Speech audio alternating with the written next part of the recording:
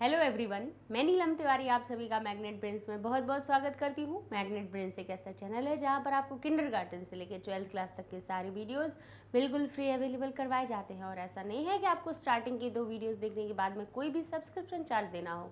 100% free education मिलती है आपको मैग्नेट ब्रेन्स चैनल पर। चाहे आपको IIT, JEE, NEET, NTSC, olympiad जो भी तैयारी करनी हो, CUET, हर चीज़ आपको मिलेगी मैग्नेट ब्रेन्स चैनल पर बिना कोई पैसे दिए।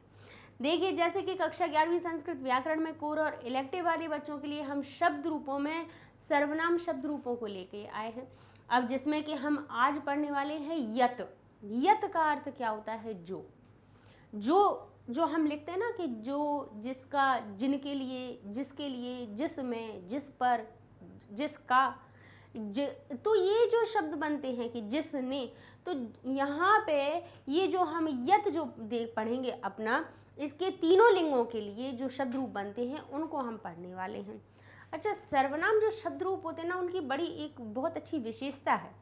क्या विशेषता है? उनकी विशेषता ये है कि एक सर्वनाम रूप याद कर लीजिए, चाहे तो तत् के याद कर लीजिए, चाहे एतत् के कर लीजिए, चाहे किम के कर लीजिए, चाहे आप सर्व के कर लीजिए। आप किसी भी एक सर्वनाम शब्द रूप याद कर लीजिए और एक सर्वनाम के तीनों लिंग अगर आपने याद कर लिए तो फिर आगे वाले जो कोई भी सर्वनाम शब्द आ जाए उसके आप रूप बड़े आसानी से बना लेंगे। तो कहेंगे मैडम ये भी तो बड़ी बात है कि हमें 3 याद रखने हैं, तो 3 भी पहले वालों से जुड़े हुए हैं। कैसे? कहेंगे अगर आपने बालक के किए हैं, बालिका के किए हैं और फल के किए हैं, अब कहेंगे तो यहाँ भी तो 3 हैं, तो भाई इसमें भी 2 हैं, क्योंकि बालक और बालिका अगर ये दोनों आपने याद कर लिया, यानी अकारांत और आकारांत 2 शब्द रूप याद कर लीजिए। फिर पहुंचे अगर हम नपुंसक लिंग की बात करें, फल की बात, तो फल के रूप पुल्लिंग जैसे ही बनते हैं, बस प्रथमा और द्वितीया को छोड़ दो। बस अगर प्रथमा और द्वितीया को छोड़ दिया जाए तो तृतीया से सप्तमी तक बालक और फल के रूप बिल्कुल एक जैसे हैं। तो मतलब आप ये मान लो कि हमें 2 क्या 2.25, 3 भी नहीं, 3 शब्द रूप भी पूरे नहीं करने हैं, बस 2.25 शब्द रूप याद करने हैं। ठीक है ना, इतनी याद रखनी है। तो अगर आपको अकारांत आकारांत शब्द रूप याद हैं तो आपके लिए सर्वनाम शब्द रूप भी बड़े आसान हो जाएंगे। सबसे पहले हम आपको याद करवाएंगे, इसके बाद में इनके हम आपको अर्थ बताएंगे कि ये जो लिखा है ना, यही, ये भ्य, ये शाम, यान, इनके अर्थ क्या निकल रहे हैं। ठीक है ना, चलिए तो पढ़ते चलते हैं। देखिए अब यहाँ पे क्या लिखा है हमारे सामने, सबसे पहले लिखा है प्रथमा विभक्ति। विभक्तियाँ कितनी होती हैं? 7। सर्वनाम जो शब्द रूप होते हैं उनमें संबोधन नहीं होता है। ठीक है, अब देखिए हमारे जो रूप है, अगर आपको राम की याद है, बालक के याद है, तो पहले हमारा क्या बनता है? बालक प्रथमा विभक्ति में बालकः, तो ये हो गया यह, ता लुप्त हो गया। ठीक है, ता क्या हो गया? लुप्त हो गया, और ये हो गया यह। फिर हमने कहा द्वितीय विभक्ति में देखा बालकम, तो ये हो गया हमारा यम। ठीक है, फिर हमने देखा कि तृतीय विभक्ति में बना है बालकेन, तो ये बन गया येन। समस्या तो नहीं आ रही है? ठीक बन रहा है। अब जहां परिवर्तन होगा बस उसको हमें याद रख लेना है, वो परिवर्तन हर एक सर्वनाम में होगा। सर्व में ले लो, तत् में ले लो, एतत् में ले लो, इदम में ले लो, सब में होगा। तो यहाँ बालक हो गया हमारा बालकाय, और ये होगा हमारा यस्मई। तत् के याद करेंगे तो उसमें हो जाएगा तस्मई, एतत् के करेंगे तो हमारा हो जाएगा एतस्मई, इदम के करेंगे तो हो जाएगा अस्मई, किम की याद करेंगे हो जाएगा कस्मई। ठीक है, सर्व की याद करेंगे सर्वस्मई। समझ गए? तो चतुर्थी विभक्ति में हमारा स्मई जुड़ जाता है आय के स्थान पर। ठीक है, क्या जुड़ जाता है चतुर्थी विभक्ति में? स्मई। बस ये एक परिवर्तन हो गया। आगे देखें, बालक होता है बालकात, आत जुड़ रहा है तो यहाँ भी हो गया यस्मात। या में स्म शब्द का आगमन हो रहा है, यहाँ पर भी हो रहा है, यहाँ पर भी हो रहा है। किसका आगमन हो रहा है? स्म शब्द का। ठीक है, तो यहाँ पे भी स्म लिखा और आत के स्थान पे कर दिया स्मात। लेकिन याद रखने लायक है कि नहीं? बालकात, यस्मात, कस्मात, एतस्मात, तस्मात। ठीक है, सारे सर्वस्मात, सभी जो सर्वनाम शब्द रूप हैं पुल्लिंग के पंचमी विभक्ति में इसी प्रकार के बनेंगे। ठीक है, अब बालक बना बालकस्य, क्या बना, बालकस्य, स्य जोड़ा है यहाँ पे, तो यहाँ पे पहले से ही सा है, यहाँ पे भी सा है, तो बस या में स्या जोड़ दिया, हो गया यस्य। अब एक जो परिवर्तन बिल्कुल अलग होता है वो होता है सप्तमी के एक वचन का, ये भी याद रख लीजिए, क्योंकि जो हम शब्द रूप पढ़ते हैं बालक के, उसमें सप्तमी विभक्ति के एक वचन में बनता है बालके, वृक्षे, अश्वे, गजे, ठीक है, लेकिन फले, पुस्तके, लेकिन हमारे जो सर्वनाम शब्द रूप होते हैं वो सप्तमी विभक्ति में उनमें स्मिन का आगमन हो जाता है, ठीक है। तो यह हो जाएगा यस्मिन, ए तत् के पढ़ेंगे तो हो जाएगा ए तस्मिन, तत् के पढ़ेंगे तो हो जाएगा तस्मिन, किम के पढ़ेंगे तो हो जाएगा कस्मिन, ठीक है, इदम के पढ़ेंगे तो हो जाएगा अस्मिन, ठीक है। तो ये हमें स्मिन शब्द। अब यहाँ पर हम लिख दे रहे हैं विशेष टिप्पणी। क्या विशेष टिप्पणी है कि हमें याद रखना है कि चतुर्थी में स्मयी जोड़ना है सर्वनाम शब्द रूपों में। लिख लीजिए, सर्वनाम के जब हम शब्द रूप अपने बनाएंगे तो उसकी चतुर्थी के एक वचन में, शॉर्ट फॉर्म में लिख रहे हैं हम, चतुर्थी के एक वचन में हमें स्मयी जोड़ना है, सप्तमी के एक वचन में हमें स्मिन जोड़ना है। जोड़ लेंगे, कोई दिक्कत तो नहीं, इतना याद रख लेंगे। अच्छा, चाहे तो पंचमी का भी लिख लीजिए, पंचमी के एक वचन में हमें आत ना जोड़ के स्मात जोड़ना है, और सप्तमी के एक वचन में स्मिन जोड़ना है, बस हो जाएगा। तीन ही तो परिवर्तन हुए हैं, बाकी तो देखिए बिल्कुल एक जैसे बने। बालकः यह, बालकम यम, बालकेन येन, बालकाय ये हो गया यस्मयी, बालकात् यस्मात्, बालकस्य यस्य, बालके यस्मिन्। दो मुख्य परिवर्तन है, एक छोटा सा परिवर्तन। अब यहाँ पे आए, चलिए अब द्विवचन के रूप देख लेते हैं। द्विवचन के बिल्कुल समान, कोई परिवर्तन नहीं। बालक क्या बना, बालकौ, ये हो गया यौ, यहाँ बालक बना बालकौ, तो यहाँ पे यौ, फिर बना हमारा बालकाभ्याम। अब ये सिर्फ इसमें देखिए बालक में क्या जोड़ना है, भ्याम जोड़ना है, तो यहाँ पर भी, लेकिन बालक क्या हो जाता है, बालकाभ्याम, का में बढ़िया की मात्रा आ जाती है।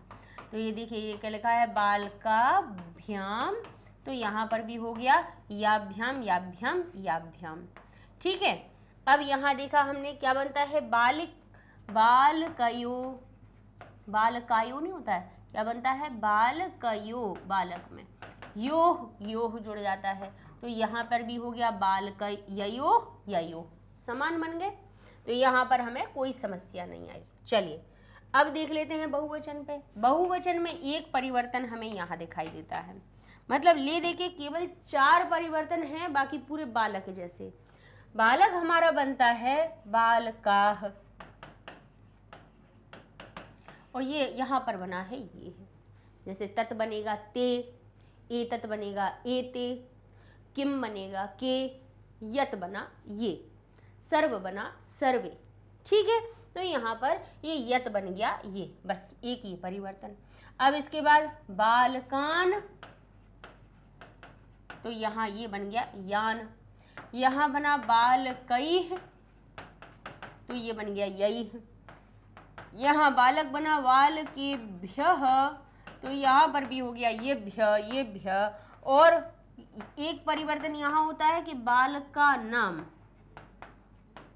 नाम जो होता है वो सर्वनाम में शाम में बदल जाता है। नाम और नाम जो हम बनाते हैं अपने किसमें, षष्ठी के बहुवचन में, षष्ठी के बहुवचन में नाम लगता है हमारा, लेकिन सर्वनाम वालों में वो नाम ना लग के शाम हो जाता है। जैसे ये शाम, सर्वे शाम, एते शाम, ते शाम, के शाम, समझ गए। नाम के स्थान पे आपको शाम लगा देना है, और बस बालक बहुआ बालकेशु, तो यहाँ पे हो गया ये हमारा येशु, ठीक है। लीजिए, तो अब अपने सारे परिवर्तन लिख लीजिए, कहाँ कहाँ पे हुए। एक यहाँ हुआ, बस नाम का शाम हुआ, यहाँ पे सबसे बड़ा परिवर्तन बस इन दो जगह पे होता है, बाकी और ज़्यादा इतना कोई परिवर्तन हमें नहीं दिखाई देता। तो हम कहेंगे चतुर्थी की एक वचन में स्मई लगा देंगे हम, सप्तमी की एक वचन में स्मिन लगा देंगे। कहाँ पर? हर एक प्रत्येक सर्वनाम में। यहाँ जरूर लिख लीजिए इस चीज़ को लिख लीजिए कि प्रत्येक सर्वनाम में ऐसा हो जाता है। प्रत्येक सर्वनाम जो शब्द होता है उसमें हमें ये परिवर्तन करना है, बाकी के पुल्लिंग के बिल्कुल बालक जैसे रूप बनेंगे। ठीक है। फिर हम कहें तृतीय जो हमारा बहुवचन है, प्रथमा के बहुवचन में भी क्या हो जाएगी? एक ही मात्रा लग जाएगी उस मूल शब्द में। ठीक है, उस मूल शब्द में क्या लग जाएगी? एक ही मात्रा। और षष्ठी के बहुवचन में नाम के स्थान पे, नाम या नाम के स्थान पे आप शाम लिख देंगे और आपके ये शब्द रूप हो गए बालक जैसे। ठीक है, इतना परिवर्तन। तो एक की याद कर लिए तो हमें सभी याद हो जाएंगे कि नहीं हो जाएंगे? बताइए। हो ही जाएंगे। चलिए, अब ये तो हो गए हमने पुल्लिंग के अर्थ बताएंगे, तो रुकिएगा। ठीक है, सब्र करो, रुको। अब हम आपको बताते हैं स्त्रीलिंग के। तो स्त्रीलिंग में तो जो हमने बालिका की याद किए हैं वैसे ही हमें बनने हैं, और ज़्यादा हमें कोई परिवर्तन नहीं करने हैं। चाहे हम बालिका के देख लें, लता के देख लें, जो भी आकारांत शब्द होते हैं वैसा ही रूप बनने वाला है। ये लिखा लता, ये लिखा हमने लताम, यहाँ लिखा हमने लतया, यहाँ लिखा हमने लतायई, यहाँ लिखा हमने लतायाह, फिर लिखा लतायाह, और यहाँ लिखा हमने लतायाम। ठीक है, तो देखिए लता बड़े की मात्रा या, लताम तो याम, लतया यानी बड़े की मात्रा गायब हुई तो यहाँ से भी गई, तो ये हो गया या। लतायई तो यहाँ हो गया यस्यई, सा का बस आगमन हो गया। यही तो जैसा करते ऐसा आया, बस सा जुड़ गया। यहाँ देखा याह तो यहाँ हो गया स्याह। मतलब यहाँ पे चतुर्थी से स जुड़ गया। कहाँ कहाँ पे? भाई सभी में। चतुर्थी से हमारे सप्तमी तक सब में सा जुड़ गया। किसके बाद में? या के बाद में। ठीक है, ऐसा हर एक उसमें हमें परिवर्तन बस इतना सा करना है। यई स्यई, याह स्याह, याह स्याह, याम श्याम। ठीक है, हो गया परिवर्तन। चलिए, अब ये हो गया हमारा लते, तो या ये, फिर लते, फिर ये, फिर लताभ्याम तो यहाँ हो गया याभ्याम, लताभ्याम याभ्याम, लताभ्याम याभ्याम। अब यहाँ हो जाता है हमारा लतयोः, बड़े की मात्रा गायब तो यहाँ पे भी हो गया यद ययो यायो। द्विवचन में कोई परिवर्तन नहीं, समान बिल्कुल। यहाँ पर भी पूरे समान ही बन रहे हैं, केवल एक स का आगमन हो रहा है बस, बाकी और कुछ नहीं। फिर हमने कहा लताह तो ये याह, फिर कहा लताह तो यहाँ पर भी याह, फिर कहा लता भी तो ये हो गया या भी, फिर हमने कहा लताभ्यः तो यहाँ पर भी हो गया याभ्यः याभ्यः। और ये वही क्या क्या बताया, नाम नाम की जगह शाम या शाम हो जाता है। ये इसके लिए आप एक बार शत्व विधान पढ़ लीजिएगा तो आपको ये पता चल जाएगा कहाँ पे शाम लगाया जाए, कहाँ पे शाम लगाया जाए, और कहाँ पे नाम लगाया जाए, कहाँ पे नाम लगाया जाए। इसके लिए आप णत्व विधान पढ़ेंगे। ये दो संधि व्यंजन संधि में आप पढ़ लेंगे तो आप कभी भी शब्द रूपों में स्वयं बना पाएंगे, कभी भी गलती नहीं होगी। कहाँ पे शाम लगा दें, कहाँ शाम लगा दें, ये चीज़ आपको पता चल जाएगी। ठीक है, तो ये हो गया हमारा लता नाम, तो यहाँ पर हो गया या शाम, नाम के स्थान पर शाम आ गया।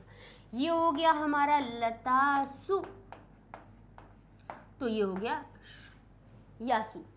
ठीक है, तो अब आप कहेंगे कि हमारे जो पुल्लिंग वाले देख रहे थे उसमें शाम लग रहा था, तो इसी के लिए हम आपको बता रहे हैं कि दो संधियां पढ़ लीजिए व्यंजन में हमने बनाई है, एक शत्व और एक णत्व।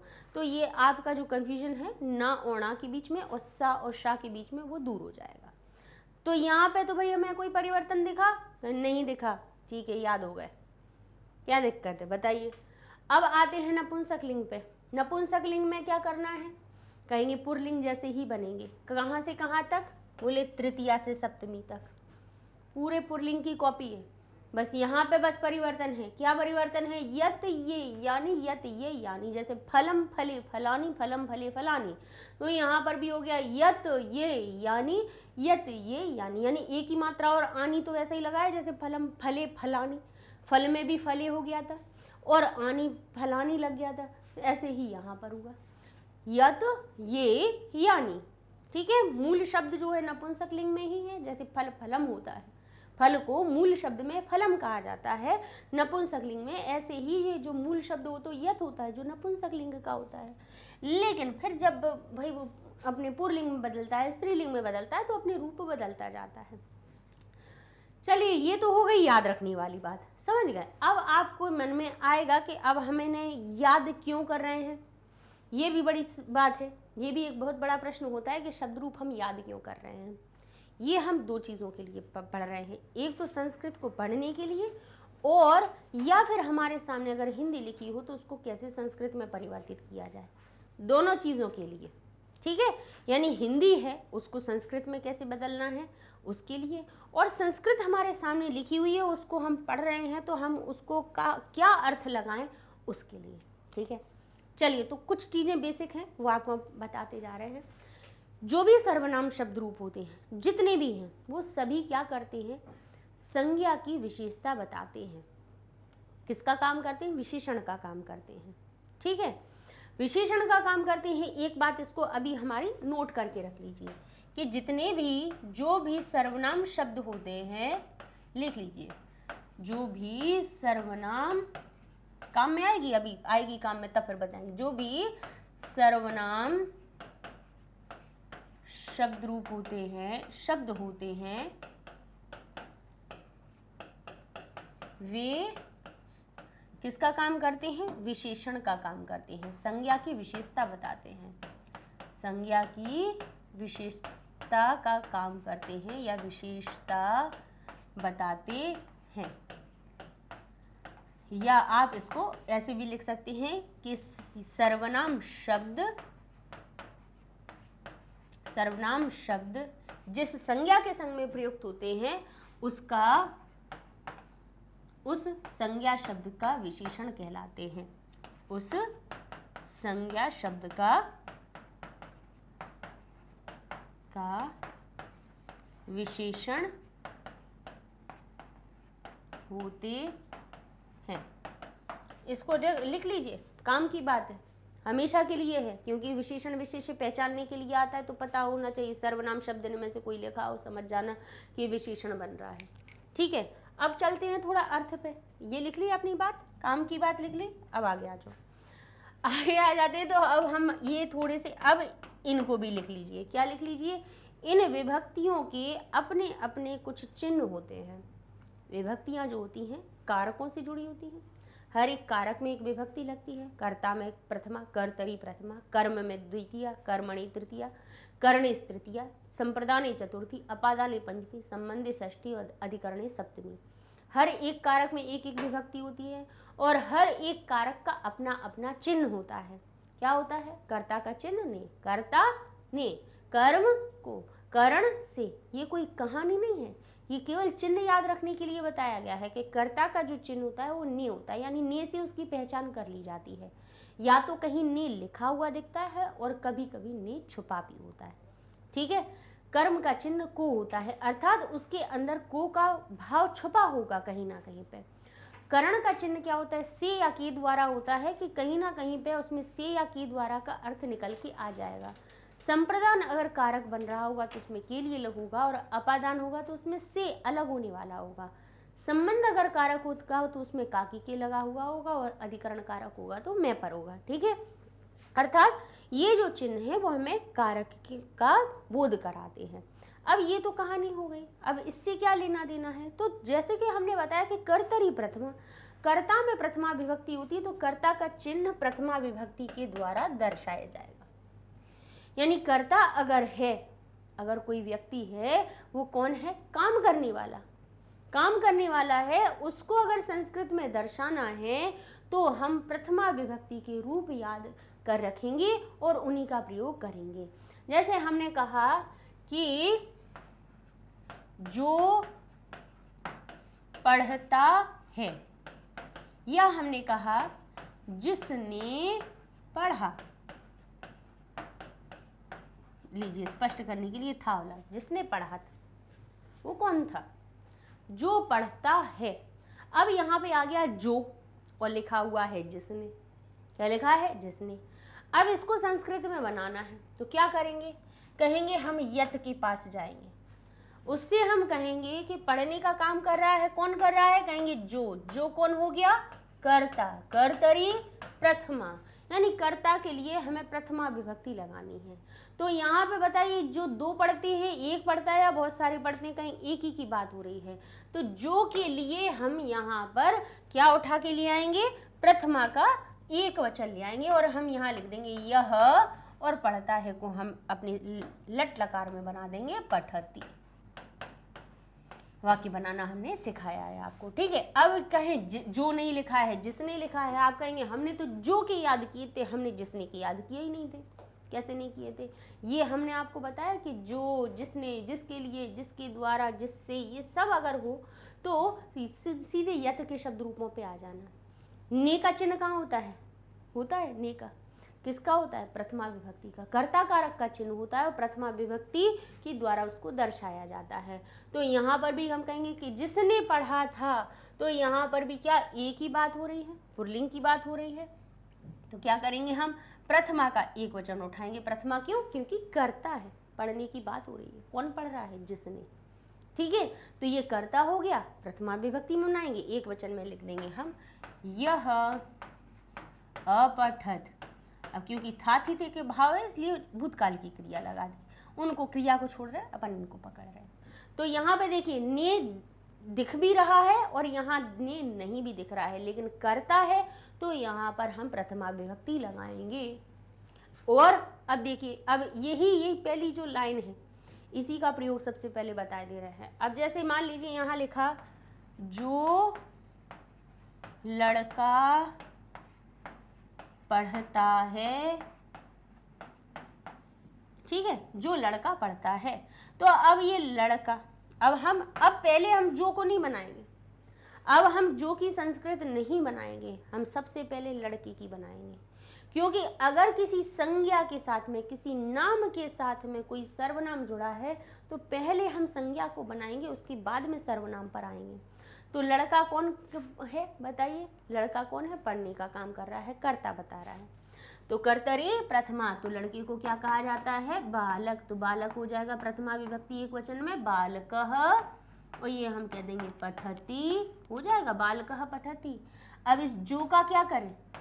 तो कहेंगे जो लड़का में लिंग विभक्ति वचन है वो ही हम जो पर पहुंच जाएंगे। जो में जो हम कहाँ से उठाएंगे? कहेंगे जो हम उठाएंगे यत से, लेकिन कहेंगे यत के तो तीन रूप हैं, पुल्लिंग भी है, स्त्रीलिंग भी है, नपुंसक लिंग भी है। तो कहेंगे हम पुल्लिंग वाला उठाएंगे, क्योंकि लड़का कौन है? पुल्लिंग है कि नहीं है? उसमें हमने प्रथमा विभक्ति एक वचन लगाई है। तो हम जाके सीधे पुल्लिंग का प्रथमा विभक्ति एक वचन का रूप यह उठा लेंगे और हम कह देंगे यह बालकः पठति, जो बालक पढ़ता है वह राम है। सह राम, सह रामः, ठीक है, सह श्यामः, सह मोहनः, सह अभिनवः, ठीक है, सह माधवः। यह बालकः पठति सह श्रेष्ठः, वो जो बालक पढ़ता है वो श्रेष्ठ, ठीक है। तो हमारा कोई भी वाक्य हो सकता है, लेकिन हमने आपको बता दिया कि भाई अगर किसी संज्ञा के संग में सर्वनाम लगा हुआ है तो पहले संज्ञा की संस्कृत बनाते हैं, उसके बाद में सर्वनाम पे। और जो लिंग विभक्ति वचन संज्ञा की होती है वही लिंग विभक्ति वचन हमारे सर्वनाम की हो जाती है, ठीक है।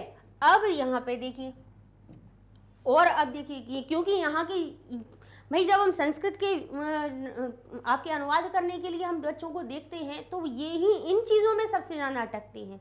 सर्वनाम शब्द रूप की संस्कृत बनाने में सबसे ज़्यादा पसीना आ जाता है बच्चों को। जैसे देखिए कहाँ लिखा हुआ है कि जिस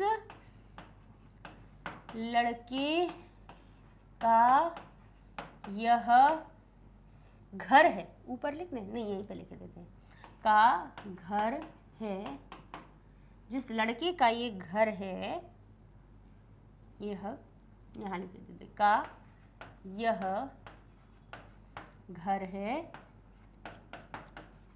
वह कौन है? वह राम है। जिस लड़के का ये घर है वो कौन है? वो राम है। अब ऐसा वाक्य कहा गया। अब हमने देखा ये हमारे सामने क्या लिखा? जिस। अब कहेंगे हमने तो जो याद किया, हमने जिस तो पढ़ा ही नहीं था। अब क्या करें?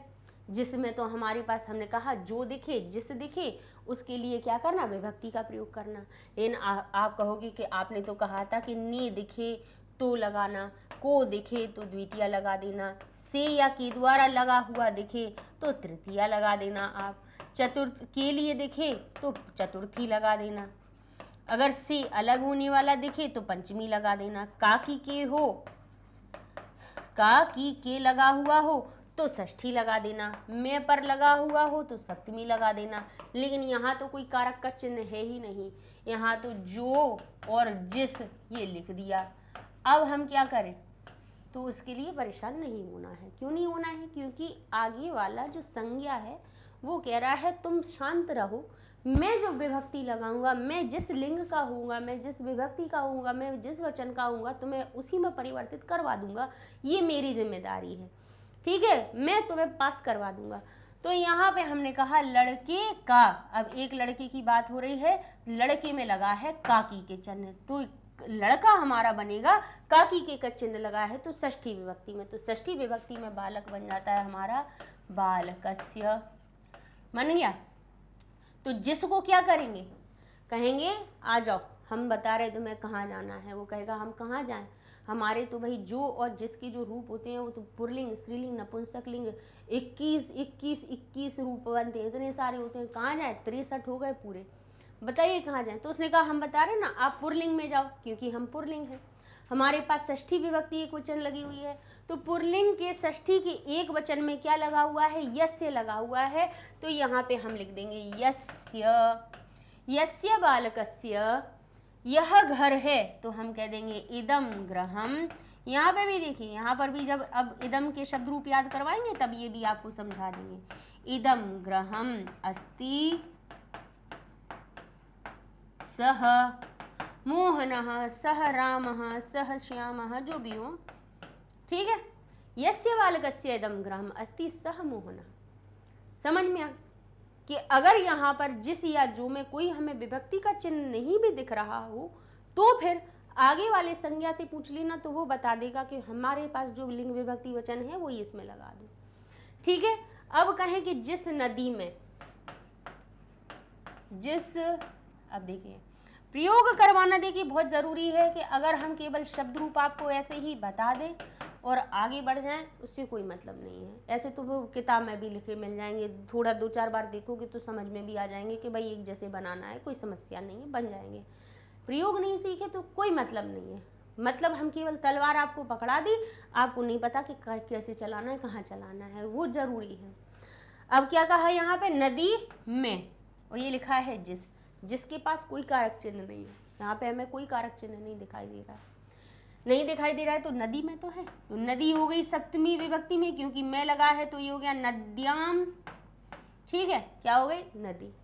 अब यहाँ कहा जिसको क्या बनाए, तो कहेंगे इनसे पूछ लो लिंग विभक्ति वचन बताओ भाई अपना, तो ये कहेगी स्त्रीलिंग, ये कहेगी सप्तमी विभक्ति, क्योंकि मैं लगा हुआ था तो इसलिए सप्तमी विभक्ति के एक था तो एक वचन का हमने रूप लिया था। तो अब इन्हें कहाँ जाना पड़ेगा? जिसको जाना पड़ेगा स्त्रीलिंग वाले शब्द रूपों में।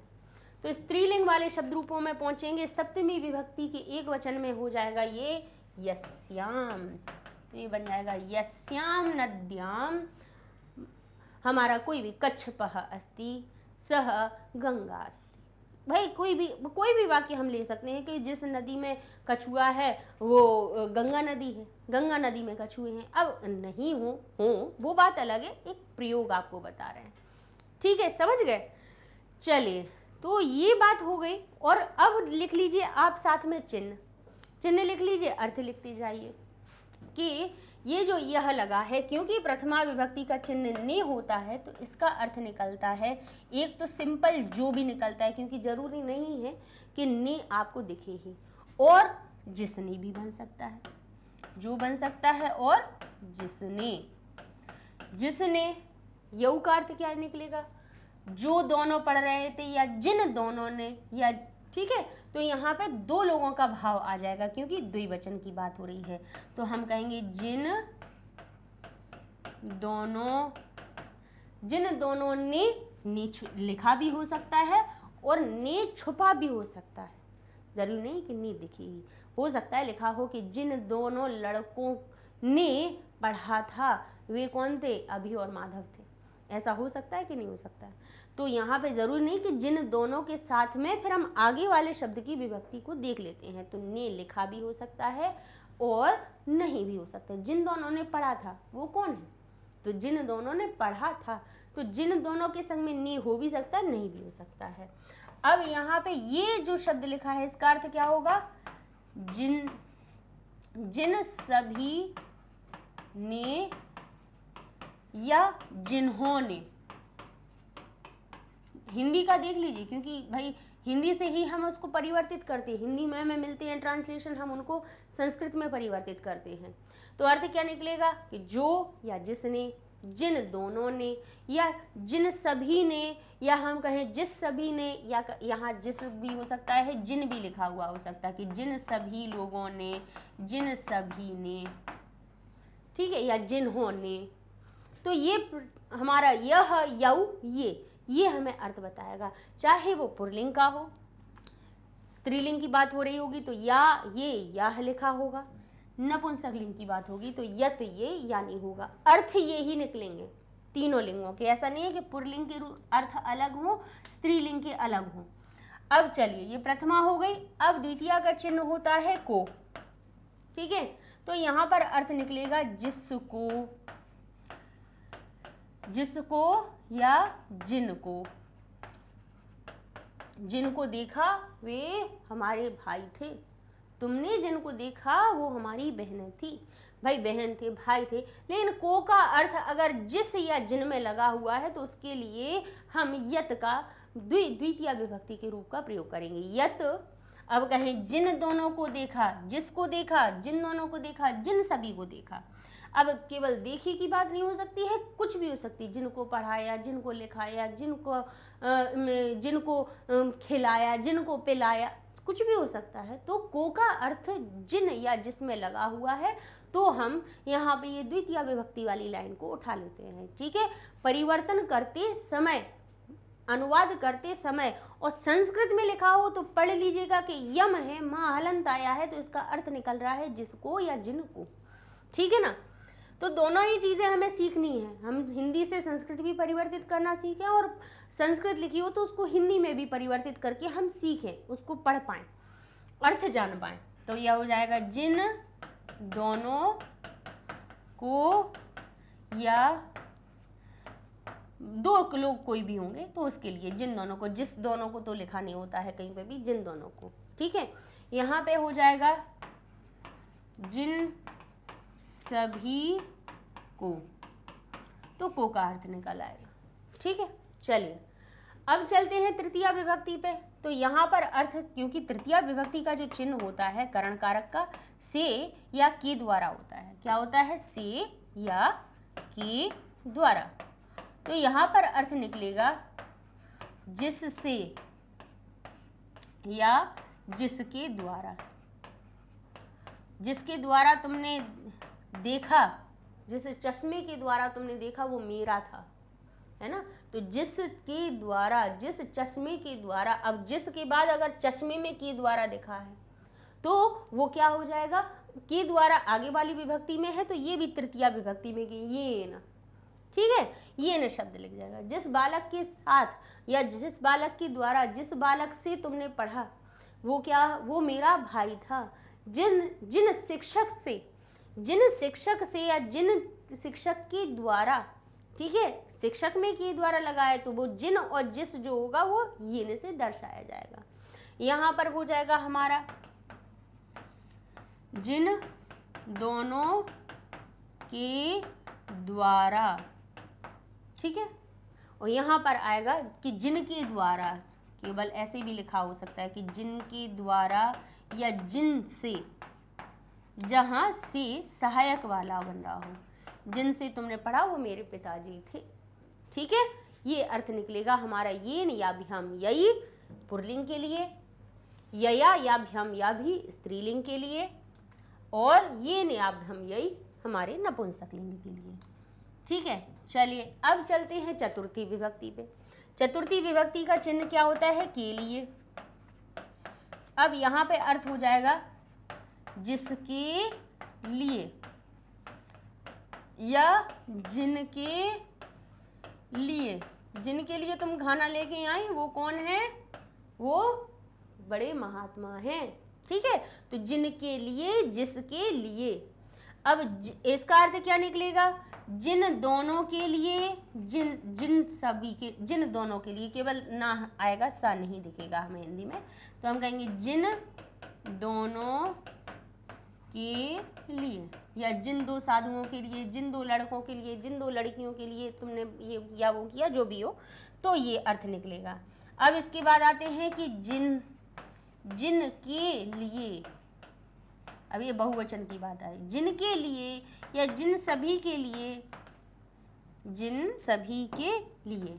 तो ये जो हिंदी में जिन और जिस दिखता है ना, उसको हम यत शब्द से दर्शाते हैं, जिन सभी के लिए। ठीक है, चलिए और देख लीजिए। अब पंचमी विभक्ति का अर्थ निकलता है से, और वो भी अलग होने वाला। तो अब यहाँ पे अर्थ निकलेगा कि जिससे या जिनसे, जिससे या जिनसे। लेकिन ये कौन सा जिससे या जिनसे है? अलग होने वाला। जिन दोनों से। अब या भी हम का अर्थ क्या हो जाएगा? जिस दोनों से या जिन दोनों से। ठीक है, यहाँ पे दो के लिए जिस का कहीं प्रयोग नहीं दिखेगा, जिन ही दिखेगा कि जिन दोनों से। अब ये बे का अर्थ हो जाएगा कि जिन से।